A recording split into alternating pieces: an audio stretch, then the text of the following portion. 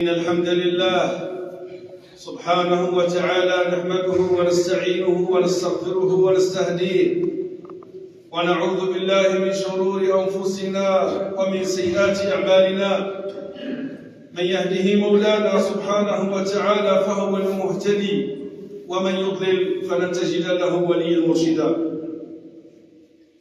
وأشهد أن لا إله إلا الله وحده لا شريك له، وأشهد أن سيدنا وحبيبنا وعظيمنا وقائدنا وقدوتنا ومصطفانا محمدا صلى الله عليه وسلم نشهد أنه عليه الصلاة والسلام أدى الأمانة وبلغ الرسالة ونصح لهذه الأمة وكشف الغمة ومحى الظلم وجاهد في الله حق جهاده. تركنا صلى الله عليه وسلم على العقيدة الإسلامية الصحيحة التي ليلها كنهارها لا يزيغ عنها إلا هالك. وارض اللهم عن سادتنا أبي بكر وعمر وعثمان وعلي، وعن الصحابة أجمعين، وعن التابعين وتابع التابعين ومن تبعهم بخير وإحسان وسلام إلى يوم الدين. أصبحنا على كلمة الإخلاص وعلى دين نبينا محمد صلى الله عليه وسلم وعلى ملة أبينا إبراهيم حنيفا وما كان من المشركين. اللهم ما أصبح بي من نعمة أو بأحد من خلقك فمنك وحدك لا شريك لك، فلك الشكر ولك الحمد. ثم السلام عليكم ورحمة الله تعالى وبركاته. طبتم وطاب ممشاكم وتبوأتم من الجنة منزلا، كيف لا وأنتم ضيوف الرحمن، ضيوف في بيت من بيوت الله سبحانه وتعالى. هذا البيت تشرفنا أيها الأحبة بمقدمنا إليه، فيه رجال يحبون أن يتطهروا والله يحب المطهرين.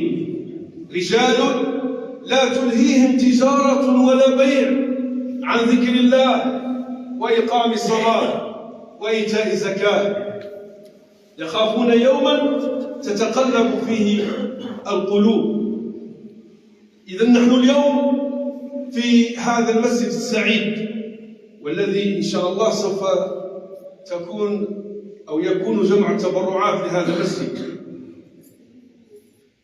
الناظر أيها الأحبة هذه الأيام ويرى المسلمون في هذه البلدة الطيبة، يراهم متوحدون في أعراسهم،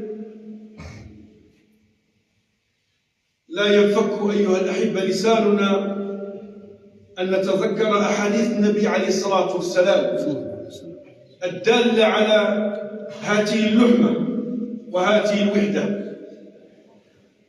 يقول الصحابي الجليل رضي الله تعالى عنه النعمان بن بشير قال رسول الله صلى الله عليه وسلم: مثل المؤمنين في توادهم وتراحمهم وتعاطفهم كمثل الجسد إذا اشتكى منه عضو تداعى له سائر الجسد بالسهر والحمى. الحديث رواه الإمام مسلم. مثل المؤمنين في توادهم وتعاطفهم وتراحمهم كمثل الجسد إذا اشتكى منه عضو تداعى له سائر الأعضاء أو سائر الجسد بالسهر والحمى. حديث رواه الإمام مسلم.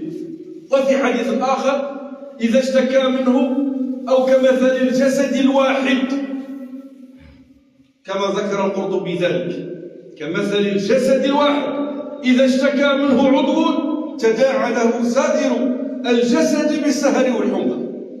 هذا الحديث أيها الأحبة نفحة ربانية وأوصاف للمؤمنين الصالحين، كيف لا ورسولنا عليه الصلاة والسلام قد وصفنا بذلك. مثل المؤمنين، ولم يقل مثل الصحابة أو مثل التابعين وإنما جاءت الصيغة بالعموم: مثل المؤمنين في توادهم وتعاطفهم وتراحمهم.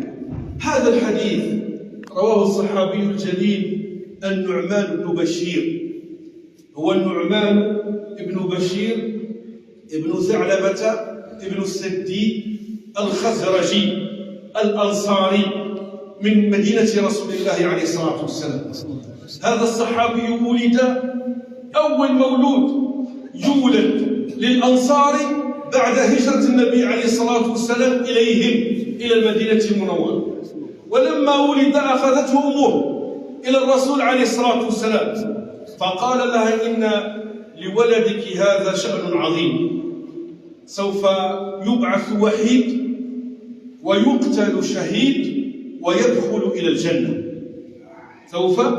سوف يبعث وحيد ويقتل شهيد ويدخل إلى الجنة. وكثير من الصحابة يعني دعا لهم النبي عليه الصلاة والسلام. هذا الصحابي أخذ عن رسول الله عليه الصلاة والسلام بعض الأحاديث، لم يكن من مكثري الأحاديث عن رسول الله عليه الصلاة والسلام، يعني أقل من 10 أحاديث عن رسول الله عليه الصلاة والسلام ومن السلام.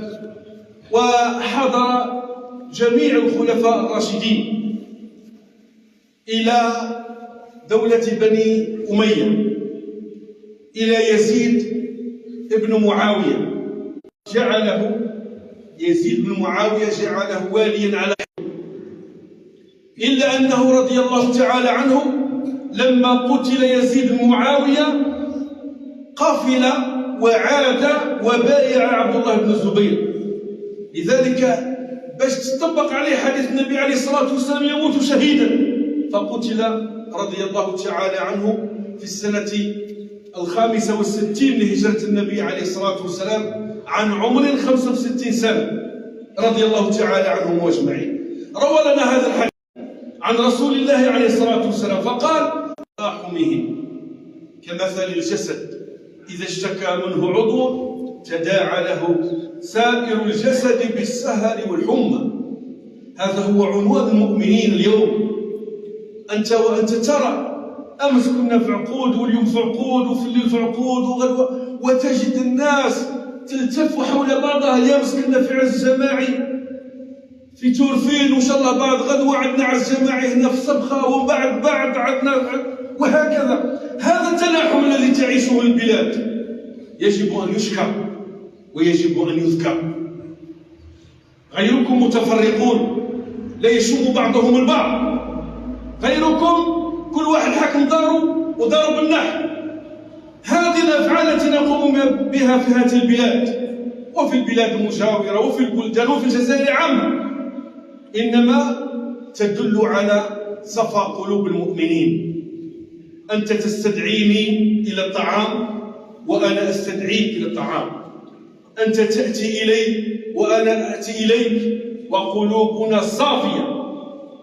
لذلك صدق فينا قول النبي عليه الصلاة والسلام: كأننا جسد واحد في هذه الأيام وفي غير هذه الأيام، لكن إياك أن تمر عليك هذه اللحظات. أنا اليوم كنت قاعد في مناسبة هذا الدرس، كنت قاعد في العقود وأنظر إلى جميع أطياف البلاد حاضرة. هذه حاجة تفرح وتبكي إبليس لعين الشيطان. هذه حاجة تلمنا وما تفرقناش، هذه حاجة تجمعنا وما تفرقناش. مثل المؤمنين في توادهم وتعاطفهم وتراحمهم. هذه أخلاق محمدية، هذه أخلاق النبي عليه الصلاة والسلام. كان يتواد أصحابه ويتألف أصحابه ويزور أصحابه صلى الله عليه وسلم ويتواضع لهم، كأنه صلى الله عليه وسلم منهم، كما وصفته أم معبد قالت: إذا كان في حضرة قومه أو في جماعته لا تفرق بينه وبين جماعته، تواضعا منه صلى الله عليه وسلم. فهو كالنجم لاح للناظرين على صفحات المياه وهو رفيع، كما قال الشاعر: ولا تكن كالدخان يعلو بنفسه إلى طبقات الجو وهو وضيع. هذه الأيام تحسدون عليها لأن قلوبكم صافية. نسأل الله سبحانه وتعالى أن نكون على طول العام صافيين، لأن ودنا شوية دمعة في الدنيا هذه. ماذا سوف تأخذ معك هذه الدنيا؟ أنت يا من تحسد وتحقد وتدير. جماعة البروعات سمحوا لنا اليوم كاين جماعة البروعات لهذا المسجد. هذا المسجد هذا راهو نواة منطقة إنغروة بكل صراحة. نسأل الله سبحانه وتعالى للقائمين عليه أن يسدد خطاهم والمشرفين عليه أن يوفيهم الله سبحانه وتعالى أجرهم. جماعة البروعات اليوم لهذا المسجد، بارك الله فيكم. قلت هذه الأيام ترى الرحمة والرحمات والمودة تمشي في الطرقات. مثل المؤمنين في توادهم وتعاطفهم وتراحمهم كمثل الجسد الواحد إذا اشتكى منه عضو تداعى له سائر الجسد بالسهر والحمى. نبينا عليه الصلاة والسلام بنى هذا المجتمع، بناه على الرحمة، على التواد. أول من هاجر صلى الله عليه وسلم لما هاجر إلى المدينة المنورة، نبينا عليه الصلاة والسلام ينظر إلى الآفاق وينظر إلى المستقبل، فآخى بين المهاجرين وبين الأنصار.